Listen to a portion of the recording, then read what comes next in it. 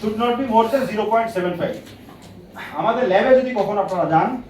আমার তো মনে হয় ওয়ার্ল্ড ক্লাস ল্যাব এটা মানে বাংলাদেশের স্ট্যান্ডার্ড এটা এখন বলবো না নতুন যে ফ্যাক্টরি করা হয়েছে আমাদের আগের ল্যাবটা ছিল সেটাও সুন্দর ওটাকে ভেঙে আধুনিক আর একটা ল্যাব করা হয়েছে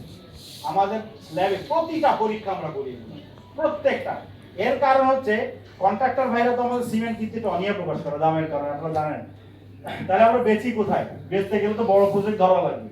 বড় প্রজেক্টটা তো এইসব জিনিসগুলো বেশি দেখে সুতরাং আপনি অনেক সিমেন্ট ব্র্যান্ডে যাবেন তারা এগুলো চেনেও না আমি ট্রুলি বলবো সবার কথা বলতে অনেক ব্র্যান্ড আছে তারা জানেও না